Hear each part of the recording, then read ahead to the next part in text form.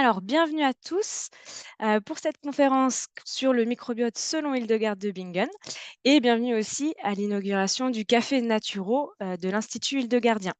Donc, je suis fière et très heureuse d'être la première à y participer et de présenter cette conférence qui est sur un sujet qui me passionne. Donc, j'espère que je vais vous transmettre cette passion durant la prochaine demi-heure et les prochains trois quarts d'heure. On aura un petit temps de questions-réponses à la fin, donc n'hésitez pas si vous avez des questions qui vous viennent pendant la présentation, de les mettre dans la petite partie Q et R, questions et réponses. Donc je pourrai parcourir vos questions à la fin et y répondre. Donc voilà, on va démarrer. Je me présente rapidement avant de commencer. Je m'appelle Claire Cressonnier, je suis naturopathe et réflexologue plantaire. J'ai été formée à l'Institut de Gardien de Vannes. Je suis aussi ingénieure en agroalimentaire. J'ai travaillé près de 10 ans en tant que chargée de développement en recherche et développement dans l'industrie agroalimentaire. Et aujourd'hui, j'exerce mon métier de naturopathe et réflexologue plantaire en cabinet. Je suis basée sur Le Mans et je réalise aussi des consultations en naturopathie par visio. Donc, de par ma formation, je suis spécialisée dans l'approche d'Hildegard de Bingen, mais je me suis aussi spécialisée dans tout ce qui est problèmes de peau, en particulier l'acné, troubles digestifs, et j'accompagne aussi les sportifs qui cherchent à améliorer leur performance de manière naturelle. Voilà. Alors, au sommaire, aujourd'hui, donc, je vais d'abord vous expliquer qu'est-ce que le microbiote. On va parler de ses rôles sur notre organisme, hein. Vous allez voir qu'il a un rôle central sur de nombreux plans. On parlera des causes d'un déséquilibre et enfin des solutions selon Hildegard de Bingen. Donc, tout d'abord, qu'est-ce que le microbiote? Il faut savoir qu'on a plusieurs microbiotes, hein. On a un microbiote sur la peau, dans la bouche, au niveau du vagin, des poumons, des intestins. Chacun de ces microbiotes, ça correspond à un ensemble de micro-organismes qu'on appelle commensaux. Commensaux, ça veut dire qu'ils vivent au sein du corps humain sans causer de nuisance et qu'ils ont même des bénéfices. Ils nous sont bénéfiques. Tous les micro-organismes, donc c'est un mélange de différentes espèces. Il y a des bactéries, des virus, des parasites, des champignons. Il y a du bon et du mauvais et c'est normal, c'est vraiment l'équilibre qui compte pour se sentir bien. Ça, c'est vraiment l'équilibre du microbiote qui va être important. Donc aujourd'hui, on va parler particulièrement du microbiote intestinal. C'est le plus important, le plus peuplé. Il compte jusqu'à 100 000 milliards de micro-organismes, hein, donc c'est énorme. On a plus de micro-organismes en nous que de cellules. C'est vous dire un peu l'importance. Et donc ce microbiote intestinal, c'est aussi celui qui va avoir des répercussions sur l'organisme tout entier.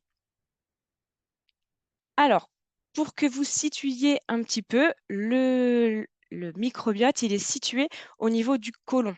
Donc, je ne sais pas si vous voyez ma souris, mais bon, si vous ne la voyez pas, il faut imaginer le système digestif, ça commence par la bouche. Ensuite, on a l'œsophage, on arrive dans l'estomac. Après l'estomac, on a l'intestin grêle. L'intestin grêle, il a pour fonction l'assimilation des nutriments, entre autres. Donc, il va permettre d'assimiler, de faire passer dans le sang les nutriments qui vont ensuite nous servir pour diverses fonctions dans l'organisme. Et après l'intestin grêle, on atteint le côlon, qui est aussi appelé gros intestin, et c'est ici qu'on va retrouver notre microbiote. Le côlon, il a aussi pour fonction de produire les sels qui va permettre à l'évacuation des déchets. Donc nos micro-organismes, ils sont situés ici parce qu'en fait, c'est des conditions qui sont favorables pour les bactéries. Il y a peu d'oxygène et c'est un milieu qui n'est pas acide. Et plus on remonte dans le système digestif, plus on va avoir de l'oxygène et plus on va être acide, hein. Dans l'estomac, c'est très acide. Donc les bactéries, elles ne vont pas survivre dans ces conditions-là. D'où est-ce qu'il vient le microbiote? Tout d'abord, c'est important de se rendre compte qu'il est propre à chaque individu. Il est vraiment unique. Vous n'avez pas le même microbiote que votre voisin, que votre frère ou que votre mère. C'est vraiment un peu comme une empreinte digitale. Ensuite, la première inoculation, comment il va se développer, hein? La première inoculation, elle arrive à notre naissance. Si on est par accouchement naturel, enfin raccouchement par voie basse, on va être inoculé par la flore vaginale de notre mère. Si on est par césarienne, on va être inoculé par les micro-organismes de l'environnement. Donc, on peut comprendre déjà à ce stade qu'un accouchement par voie basse va permettre de démarrer avec un microbiote qui sera un peu plus riche que par césarienne. Mais ensuite, on va continuer à développer notre microbiote jusqu'à l'âge de 2-3 ans. On dit qu'il arrive à maturation à peu près à 2-3 ans. Donc, on le développe grâce à notre alimentation et il va aussi être influencé, ce développement, par la prise de médicaments et notamment les antibiotiques. Donc, les antibiotiques, ça a une fonction très importante, hein, heureusement qu'on a découvert ça, mais l'effet secondaire des antibiotiques, ça va être que ça détruit, c'est pas spécifique, ça va détruire tous les micro-organismes un peu sur son chemin. Donc, ça va un petit peu faire repartir à zéro notre microbiote, un peu comme un reset. Donc à chaque fois qu'on prend des antibiotiques, forcément, ça impacte le microbiote. De quoi il se nourrit? Parce que en fait, le microbiote, pour survivre, lui aussi, et pour avoir les fonctions, on va en parler après, hein, de tous ses rôles, mais pour avoir ces fonctions-là sur notre organisme, lui, il doit se nourrir de quelque chose. Eh bien, il puise dans nos aliments, dans ce que l'on mange nous. Et notamment, lui, ce qu'il préfère, c'est les fibres. Les fibres, on les trouve principalement dans les fruits et les légumes. Et parmi les fibres, il y a notamment, c'est les fibres prébiotiques qui vont nourrir, le microbiote. Vous avez peut-être déjà entendu parler de prébiotiques, de probiotiques. Alors les probiotiques, ce sont les bonnes bactéries qui composent notre microbiote et les prébiotiques, ce sont la nourriture de ces bactéries.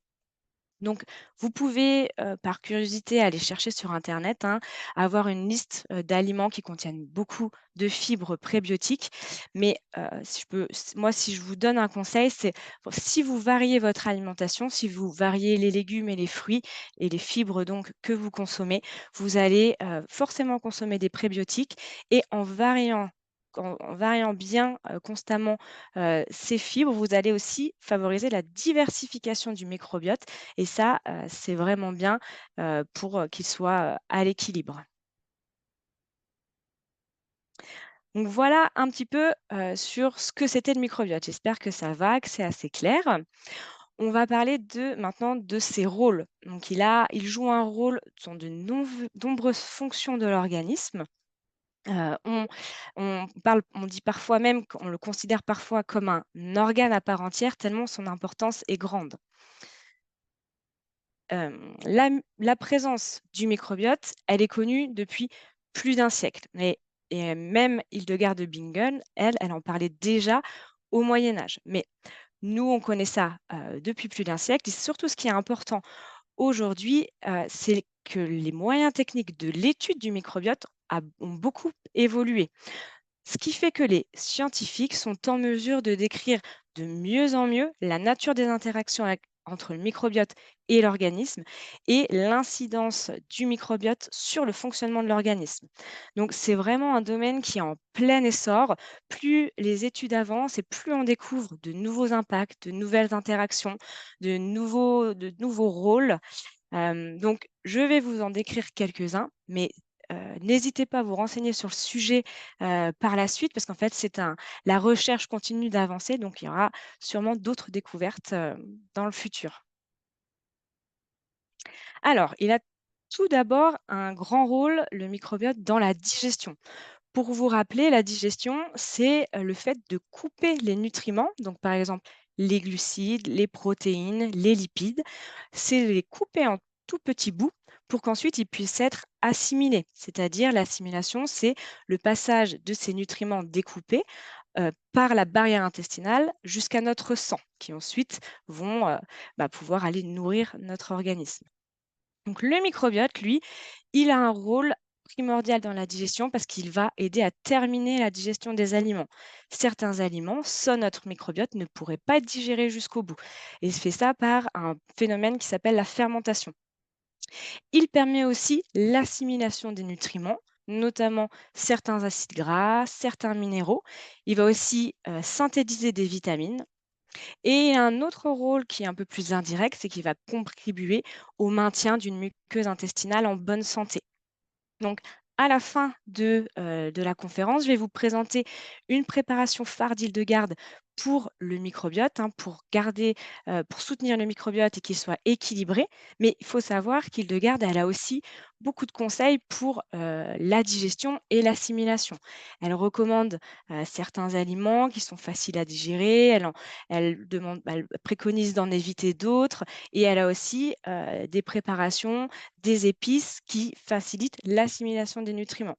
Si jamais ça vous intéresse, on peut en parler, à la fin, au moment des questions-réponses. Alors, le microbiote, il a aussi un rôle fondamental pour le système immunitaire.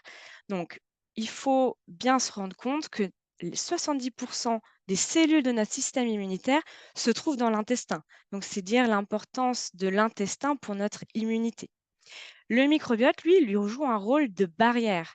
En fait, tous ces micro-organismes, ils vont occuper la place, ce qui vont empêcher les micro-organismes pathogènes, les virus, les bactéries pathogènes, de nous coloniser. C'est son premier rôle. Et le deuxième, c'est qu'il va aussi participer à la maturation du système immunitaire. Donc, il va lui apprendre à distinguer les micro-organismes amis des micro-organismes pathogènes ennemis. Il a un rôle aussi dans le contrôle du poids. Donc là, sans rentrer dans les détails techniques, je vous présente une étude, qui illustre bien, ce rôle-là. Donc dans cette étude, on a utilisé des souris, hein, comme on le fait souvent, dans les études de laboratoire, une lignée de souris minces et une lignée de souris en surpoids. On a prélevé leur microbiote et on l'a transféré chez des souris qui n'avaient pas de microbiote. On s'est aperçu que les souris qui avaient été inoculées avec le microbiote de souris en surpoids avaient pris beaucoup plus de poids que les autres souris. Donc ça, c'est une étude parmi beaucoup d'autres, hein. On a fait aussi de nombreuses études dans l'être humain, notamment, je pense à une étude où on a démontré que 30% des personnes en surpoids avaient un microbiote déséquilibré. Donc c'est pas la seule raison, mais intéressant de comprendre. Aujourd'hui, on sait que le microbiote peut être une des causes de surpoids. Le microbiote, il a un rôle sur nos émotions et notre stress. Donc là, je vais vous parler, peut-être vous avez déjà entendu parler de ça, mais du deuxième cerveau. Donc pour vous parler de ça, on va remonter un petit peu beaucoup dans l'histoire de notre vie. On va revenir à l'état d'embryon, dans le ventre de notre mère. À ce moment-là, les cellules nerveuses de l'intestin font partie du même feuillet embryonnaire que les cellules nerveuses du cerveau.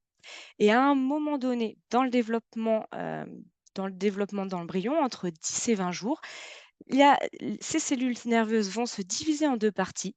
L'une des parties va former, le cerveau principal et l'autre partie va former le système enfin pas le cerveau, pardon, le système nerveux entérique, qui est le système nerveux, de l'intestin.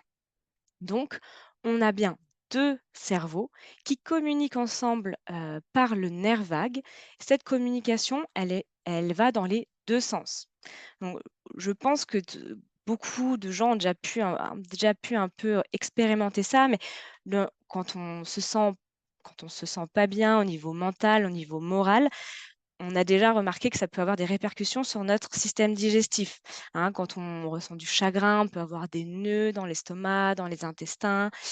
Si on a un choc émotionnel, on peut ressentir un choc dans les intestins, mais ça va aussi dans l'autre sens et le nerf vague, il contient même plus de fibres ascendantes, c'est-à-dire qu'il y a plus de messages qui sont véhiculés de l'intestin vers le cerveau que l'inverse. Donc si on se sent mal, ça peut aussi venir de notre intestin.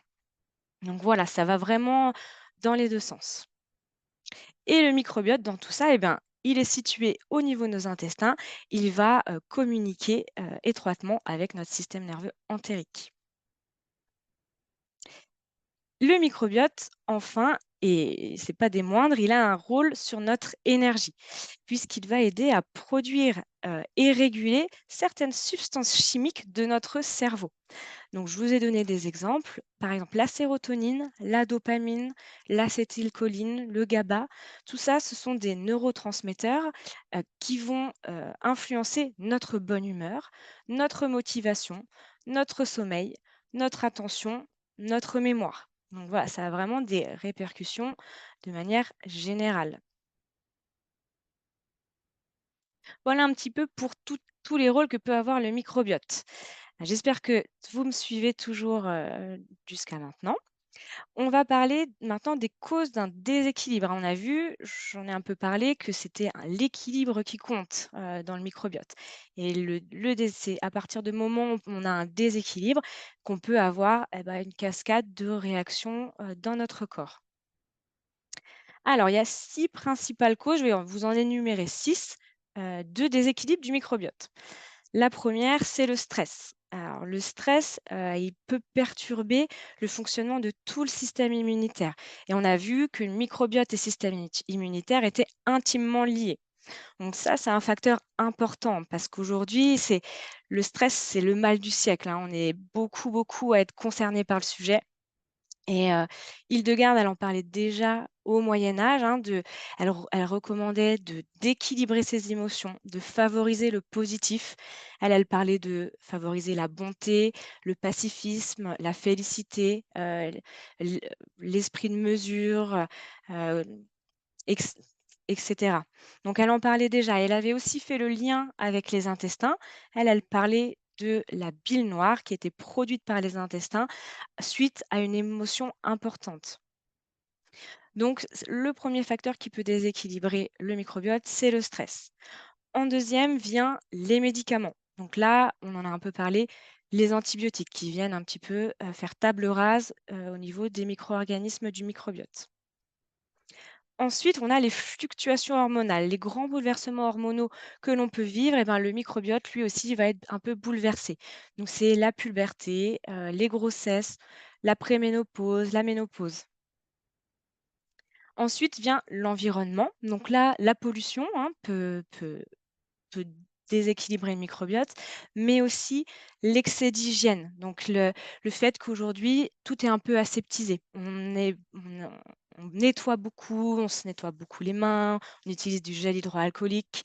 Dans l'industrie agroalimentaire, on pasteurise, on stérilise, on élimine un petit peu ce qui peut, les micro-organismes vivants. Et par exemple, il y a des études, qui ont montré que des enfants qui sont élevés à la ferme développent, plus un microbiote un peu plus riche que des enfants qui sont élevés en ville. Donc l'environnement peut vraiment avoir un impact sur notre microbiote. Ensuite, une alimentation déséquilibrée, donc ça, c'est assez important. On a vu, hein, que le microbiote, il se nourrit de fibres. Donc, si nous, on mange peu de fibres, peu de légumes, peu de fruits, eh ben, on va moins favoriser le développement des bonnes bactéries. Donc, on va créer un déséquilibre et il y a peut-être plus de mauvaises bactéries ou mauvais micro-organismes qui vont pouvoir s'implanter. Et c'est et à l'inverse, un excès de sucre, un excès de protéines, un excès d'autres nutriments peut développer, une certaine flore qui peut être plus mauvaise et donc voilà, déséquilibrer le microbiote. Donc l'alimentation, c'est un point important. Et un dernier point qui peut, aussi bousculer le microbiote, c'est un changement brutal alimentaire. Par exemple, vous partez pendant 3 mois au Mexique, là, le microbiote, lui, il va être un petit peu bouleversé. Il n'est pas habitué à manger ça, donc il va falloir qu'il se réadapte. Et ça peut être aussi si vous êtes, carnivore et que du jour au lendemain, vous changez d'alimentation et vous passez à une alimentation végétalienne ou végétarienne. Là aussi, c'est brutal, le microbiote, lui, va devoir se réadapter. Donc voilà pour, les causes de déséquilibre. On va voir un peu maintenant, qu'est-ce que nous propose Hildegarde comme solution pour le microbiote. Tout d'abord, je ne savais pas si tout le monde connaissait Hildegarde, donc je me suis dit qu'on allait refaire les présentations. Hildegarde, c'est une abbesse bénédictine qui vient d'Allemagne. Donc, elle a vécu au Moyen Âge, au XIIe siècle, et elle est morte à 81 ans. Donc, je ne sais pas si vous vous rendez compte, mais c'est très très vieux pour l'époque. Donc, c'est un peu la preuve que son hygiène de vie, son approche a porté ses fruits, notamment sur elle-même. Donc, autour de 40 ans, elle a transcrit ses savoirs. Donc ça a soulevé des passions, mais aussi des controverses dans l'Europe tout entière. Mais au final, elle a obtenu l'approbation du pape et de l'Église, qui étaient les plus hautes instances de l'époque. Et à partir de là, eh ben, il y a des personnes sont venues la solliciter par milliers, dont des personnes des plus hautes autorités, par exemple des empereurs, des comtes, le pape. C'est pour vous montrer un petit peu l'influence qu'elle a pu avoir, à son époque. Alors, on l'a un peu compris, hein, vu qu'on parle de bien-être aujourd'hui, ben, elle nous a enseigné, pas mal de choses, dans son approche du conseil naturel, mais en fait, elle nous a parlé énormément de sujets. Par exemple, elle nous a parlé de la place de l'homme dans le cosmos, du respect de l'environnement, de diététique, de conseil naturel, du rôle de la femme, ce qui était assez moderne pour l'époque, de la musique. Elle a composé une comédie musicale, par exemple, et elle a laissé de nombreux ouvrages derrière elle, dont moi je vous en cite 2 d'où sont tirés un peu tout ce qui est conseil naturel et approche, Hildegarde. C'est le Physica, dans lequel elle répertorie les animaux, les plantes, les pierres et leurs propriétés, et Causae et Curae, qui signifie cause et remède en latin, qui est un livre, dans lequel elle donne des solutions et elle décrit, les maux physiques et psychiques. Donc c'est en fait, ces ouvrages, ces écrits-là, ils ont été repris tout d'abord par, un médecin autrichien, le docteur Herzka. Donc il a repris ces écrits et les a vulgarisés. Le travail d'Herzka a été ensuite, continué par le docteur Strello, qui lui est un naturopathe allemand, qui a donc, voilà, continué le travail de Herzka dans la vulgarisation. Donc Hildegarde, aujourd'hui, elle est assez réputée, dans les pays germanophones, notamment en Allemagne. Elle est assez connue. Alors, je vais vous parler d'une préparation phare pour le microbiote qui nous vient d'Hildegarde. Moi, c'est vraiment ma préparation chouchou. Je trouve elle donne des résultats incroyables. Donc, ça fonctionne, voilà, elle fonctionne vraiment bien. C'est le mélange fenouil des Alpes. Donc, Hildegarde, elle nous dit que c'est meilleur que l'or pur pour la santé de l'homme. Alors, je vais vous lire même, ce qu'elle nous dit, dans le détail.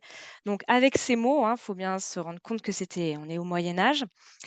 Après on va essayer de retraduire ça un petit peu dans le langage d'aujourd'hui, mais elle nous dit: «C'est l'électuaire le plus précieux que l'or et plus utile que l'or le plus pur, parce qu'il chasse la migraine et diminue les difficultés respiratoires que les poires crues produisent dans la poitrine de l'homme. Il enlève aussi toutes les mauvaises humeurs dans l'homme et le purifie à la manière dont on débarrasse une marmite de sa moisissure.» Donc, quand elle parle de moisissure, Hildegarde, elle parle de résidus alimentaires qui ont pu être coincés, ne sont pas évacués, qui ont pu aussi, du coup, être fermentés par les mauvaises bactéries et créer des déchets, ce qui provoque de la moisissure dans son langage à elle. Alors, les bienfaits de cette préparation, mélange fenouil des Alpes, c'est d'assainir l'intestin, de rééquilibrer le microbiote et de nourrir les bonnes bactéries. Vous allez voir, il y a des poires dans ce mélange. Donc, les poires, elles contiennent des fibres prébiotiques. Alors, les ingrédients de ce mélange, il y a, on utilise 4 épices: le fenouil des Alpes, du galanga, la réglisse, la sarriette, des poires ensuite et du miel. Alors, il faut faire attention, il y a de la réglisse, donc cette préparation, elle va être contre-indiquée en cas d'hypertension artérielle. Alors, pour la recette, c'est vraiment simple. Alors, on peut acheter le mélange d'épices déjà tout prêt, ça se trouve. Donc c'est assez simple. Ensuite, on mélange ce mélange d'épices avec une compote de poire. Donc vous pouvez prendre 2 kilogrammes de poires pour faire votre compote. Donc vous les épluchez, vous les faites cuire, vous enlevez bien l'eau avant de la mettre en compote. Il faut qu'il y ait le moins d'eau possible. Vous ajoutez du miel, 100 grammes. C'est possible d'en ajouter moins. On refait cuire un petit peu et ensuite on ajoute le sachet d'épices. On mélange bien, on refait cuire et là, on peut mettre en bocal. Donc, vous pouvez en garder un. Donc, les petits bocaux, vous pouvez utiliser des bocaux de confiture type bonne maman, hein, ça, c'est bien comme taille. Vous en gardez un au frigo pour commencer votre cure et le reste, vous pouvez le mettre au congélateur. Et en fait, une fois que vous voyez que vous terminez l'un de vos pots, vous sortez un pot du congélateur, etc., jusqu'à ce que vous ayez fini votre cure. Comment est-ce qu'on l'utilise? Alors, Hildegarde, elle conseille de faire ça en cure, une fois par an, de préférence à l'automne, au moment des poires. Alors c'est vraiment pour faire de la prévention. C'est possible aussi de l'utiliser, à d'autres moments, de l'utiliser plus longtemps, de faire plusieurs cures en fonction de ses problèmes. Donc ça, c'est vraiment à adapter au cas par cas. Une cure, c'est minimum 1 mois. Là, avec la recette que je vous ai donnée, 2 kilogrammes de poires, vous en avez pour un bon mois, hein, 6 semaines. Mais vous pouvez aussi l'utiliser plus longtemps, hein, jusqu'à voir des améliorations. C'est pareil, ça dépend, c'est individualisé. Alors ça se prend, comment? On prend 1 cuillère à café le matin à jeun, 2 cuillères à café le midi après le repas et 3 cuillères à café le soir au coucher. Alors, vous voyez, il y a un ratio 1 le matin, 2 le midi, 3 le soir. C'est comme ça qu'ils le recommandent. Si c'est vraiment pas possible, vous pouvez faire 3 le matin et 3 le soir. Alors, c'est le goût est aussi assez fort. Donc c'est ça moi ça arrivait souvent, j'ai entendu ce retour-là, que c'est trop fort. Moi j'adore, hein, mais c'est assez épicé. Donc si c'est trop fort au début, vous pouvez prendre des plus petites quantités. Vous pouvez commencer par prendre des pointes de couteau ou des toutes petites cuillères en essayant de garder le ratio 1 le matin, 2 le midi, 2 et 3 le soir. Alors, les bienfaits qu'on a pu constater, donc là, moi, ce que j'ai pu constater, en l'ayant conseillé, à des personnes qui sont venues me consulter, mais c'est aussi beaucoup d'autres naturopathes, hein, le retour d'expérience de beaucoup d'autres naturopathes, notamment Mélodie Molins, directrice de l'Institut, Noémie Archer, qui est aussi, spécialiste dans l'approche d'Hildegarde et bien d'autres, hein. Le docteur Strello aussi, qui nous a fourni beaucoup, beaucoup de retours. Donc on peut constater déjà, un impact sur le teint et la peau. On a vraiment un meilleur teint. On peut, deviner si quelqu'un a suivi ou non, le conseil à la lettre rien qu'en regardant sa peau. C'est vraiment, le microbiote intestinal, il est fortement lié avec notre microbiote cutané, hein, donc ça s'explique aussi, que ce soit visible, sur notre peau. Les gaz et ballonnements, là, c'est aussi, directement grâce à son impact sur, l'assainissement du microbiote, le rééquilibrage des bactéries. On a moins de mauvaises bactéries qui vont fermenter et créer des gaz et ballonner. Une bonne digestion, on peut voir, beaucoup de bons retours sur aussi la constipation. Les maux de tête, hein, en éliminant les mauvaises bactéries, on élimine aussi les déchets qu'elles peuvent produire, les toxines qui peuvent ensuite circuler dans notre sang et provoquer des maux de tête, des migraines. Et bien sûr, on a de très bons résultats sur un regain d'énergie. On a vu que le microbiote, il a un impact vraiment général, donc c'est assez logique que notre énergie globale s'améliore. En conclusion, je voulais, vraiment, réinsister un petit peu sur, le fait qu'Hildegarde, c'était quand même une pionnière dans ce domaine-là. Elle a été assez visionnaire puisque c'est pas si nouveau. Elle en parlait déjà du microbiote à son époque. Ça a été la première à décrire l'importance de l'intestin et aujourd'hui, la plupart de ce qu'elle a pu, de ce que des conseils qu'elle a pu donner ont été validés par la recherche scientifique. Donc voilà, c'est assez impressionnant et je trouvais que c'était bien de terminer là-dessus. de vous, rappeler un petit peu, l'importance d'Hildegarde.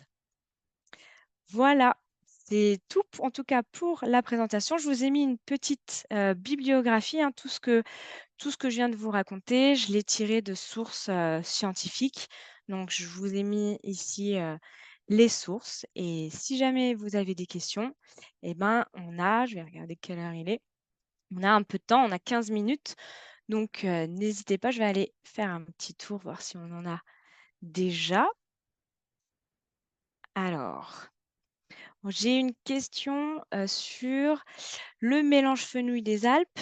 Est-ce qu'on peut, utiliser autre chose que des poires, par exemple des pommes? Alors, eh bien, les poires, c'est non négociable, hein, dans l'approche d'Hildegarde, c'est vraiment important. Je peux vous dire ce qu'elle dit à propos des poires. Alors, elle nous dit: «Les poires retrouvent la pourriture», sous-entendu dans le tube digestif, «la pulvérisent et la mènent vers les voies de sortie». Donc les poires, elles ont vraiment une importance, c'est un ingrédient important dans le mélange fenouil des Alpes, dans cette préparation, donc on ne peut pas remplacer par des pommes, c'est vraiment les poires. Alors, je regarde un petit peu, toujours sur le mélange, fenouil des Alpes, j'ai une question. Est-ce que, le fenouil des Alpes est le même que le fenouil classique?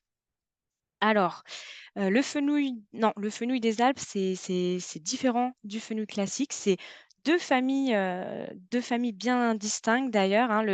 On peut se rendre compte de ça par le nom latin. Le nom latin du fenouil des Alpes, c'est Meum, atamanticum, pardon, et le fenouil, commun, c'est Phoeneculum vulgare. Donc c'est vraiment deux plantes différentes, hein. Le fenouil des Alpes, il va pousser, plutôt en montagne. Il fait des fleurs avec des ombelles un peu enfin des ombelles blanches. Donc c'est différent du fenouil qu'on connaît.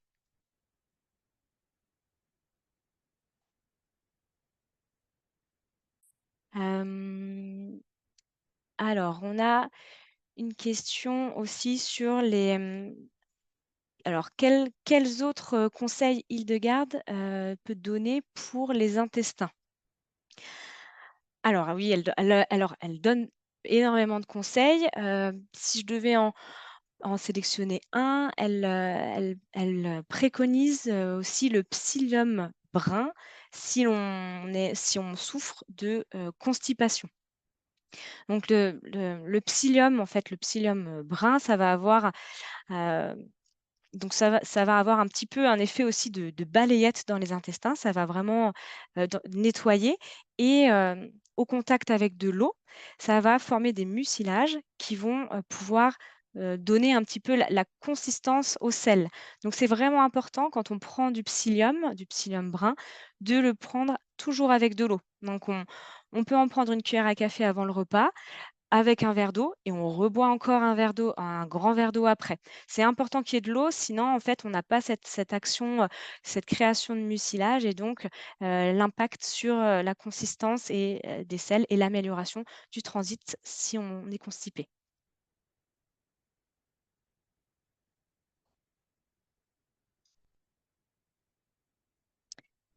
Alors j'ai une question aussi, quelle plante et épice pour ou aliment pour l'intestin perméable? Alors, donc il y a pas mal de choses, hein, Hildegarde, là, j'ai vraiment envie de vous parler de l'épeautre non hybridée, parce que l'intestin perméable aujourd'hui, il est notamment, hein, favorisé par le gluten qui peut venir, irriter nos intestins. Le grand épeautre non hybridé qui est l'aliment phare, d'Hildegarde, lui, c'est un épeautre, c'est une version d'épeautre qui contient du gluten, mais c'est un épeautre qui n'a pas été hybridé. Il a jamais été coupé avec du blé. C'est vraiment une céréale ancienne, qui a en fait de nombreuses vertus et qui n du coup, n'a pas l'impact négatif que peut avoir le gluten. Donc il va et donc il apporte aussi de nombreux vraiment beaucoup, beaucoup des acides aminés, des minéraux, plein de choses qui vont voilà permettre d'éviter d'avoir une porosité intestinale. Hem, alors on a une autre question, quels conseils, Hildegarde, pour la quels sont les conseils d'Hildegarde pour l'assimilation des nutriments? On avait vu, oui, digestion, découper les petits en petits morceaux, les nutriments et l'assimilation, c'est le passage des nutriments, des minéraux aussi, dans le sang. Donc là, Hildegarde, elle conseille, ce qui c'est une herbe qui est emblématique pour elle, c'est le pyrètre d'Afrique. Donc, c'est elle en parle comme une grande, plante de la prévention. Donc elle va vraiment aider à mieux assimiler tout ça, les minéraux et cetera. C'est une plante qui a peu de goût, hein, donc vous pouvez la cacher dans l'alimentation assez facilement. Elle est vendue sous forme de poudre, hein, donc vous pouvez saupoudrer ça, vous pouvez saupoudrer, lorsque vous cuisinez.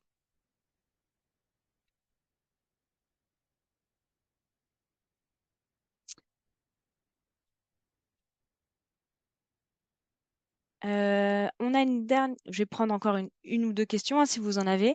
Là, j'ai une question sur quels peuvent être les conseils d'Hildegarde, pour le stress? Parce que c'est vrai qu'on a vu, hein, que le stress était une des causes, du déséquilibre du microbiote.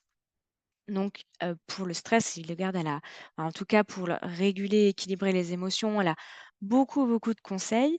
Elle a notamment une tisane qu'elle préconise, la tisane fenouil balsamite, qui aide vraiment à la détente.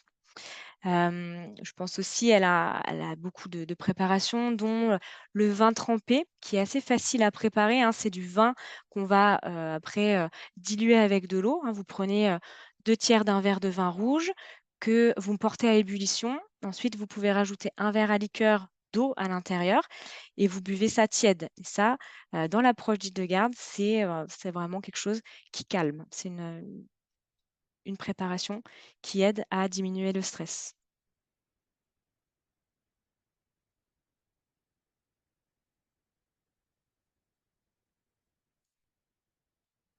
Alors j'attends encore quelques minutes si vous jamais vous avez des questions, hein, parce qu'en fait on peut encore prendre quelques questions. Donc là j'ai fait le tour, dans les questions-réponses. Si jamais, vous en avez d'autres, n'hésitez pas.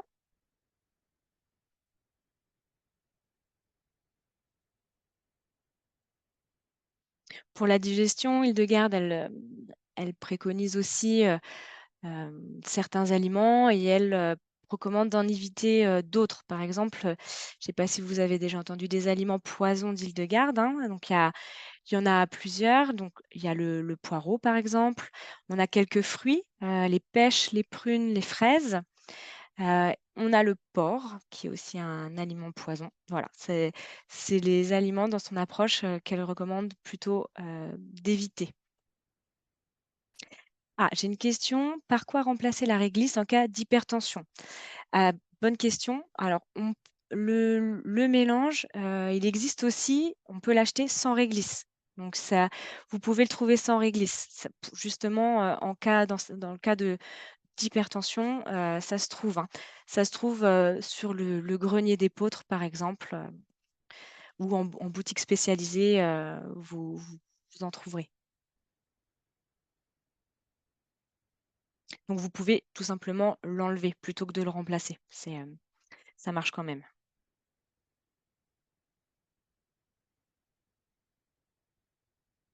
Il y a pas de quoi.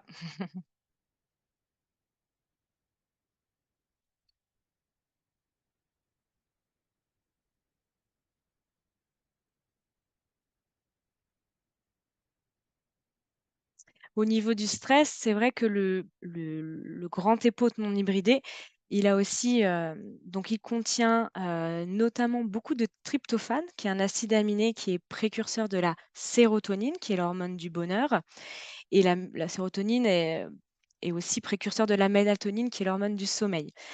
Il contient aussi, le grand épeautre non hybridé, du magnésium et le neurotransmetteur GABA qui favorise la détente. Donc en fait, le grand épeautre non hybridé, il va aussi, contribuer à, à réguler nos émotions et à diminuer notre stress, hein.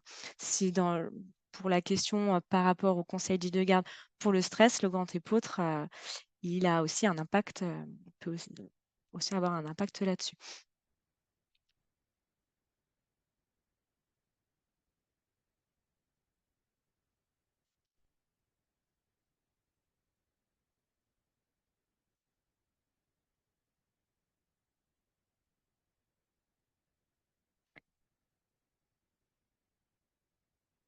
Alors, j'avais pas vu, il y a une autre question, pardon. L'Achille et millefeuille a-t-il une action sur l'intestin? Alors, l'Achille et millefeuille, c'est une plante qui a, plus que sur l'intestin, un impact plutôt sur le foie, qui va aider un peu va soutenir le foie dans son action de détox, de détoxification. Et c'est aussi une plante, qui est vraiment recommandée par Hildegarde, qui a aussi un pouvoir cicatrisant, heu et que c'est aussi une grande plante de la femme. Donc ça va, aider, elle est ce qu'on appelle, progestérone-like, donc elle va imiter les effets de la progestérone. Donc elle peut aider aussi, lorsqu'on a des cycles, difficiles, irréguliers, des règles douloureuses, elle peut être une grande alliée, à ce niveau-là. Mais c'est plus indirect sur l'intestin. C'est plutôt, sur le foie.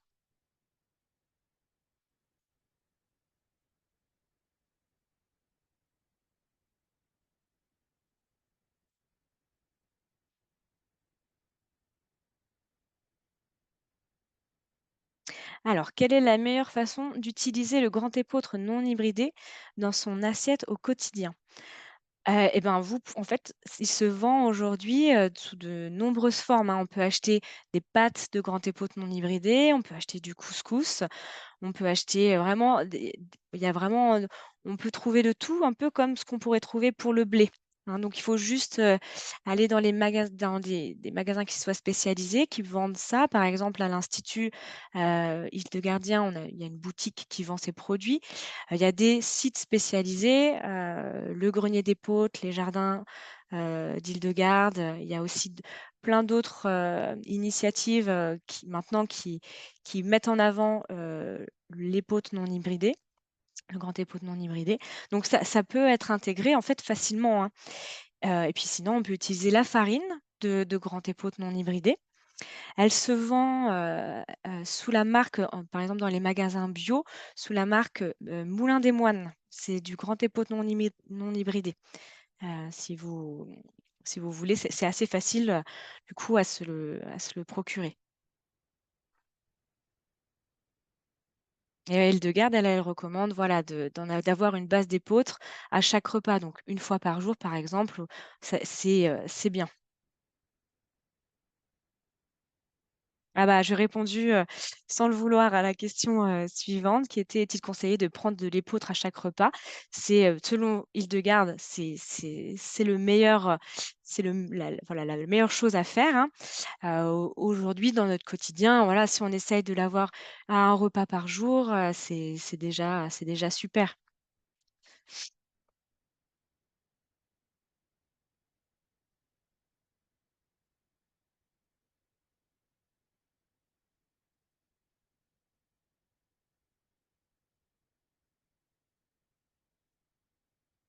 Il nous reste encore une petite minute si jamais vous avez d'autres questions.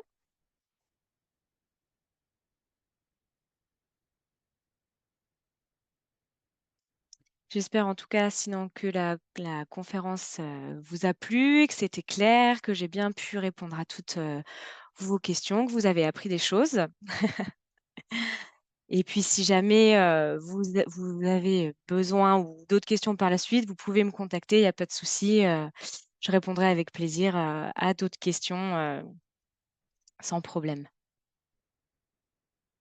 Bon, il n'y a plus de questions et c'est l'heure de conclure. Donc je vous remercie, pour votre attention.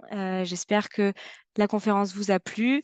Voilà, si jamais vous voulez la revoir, il y aura un replay. Si vous êtes arrivé en cours de temps, pareil, vous pourrez, le visionner à nouveau.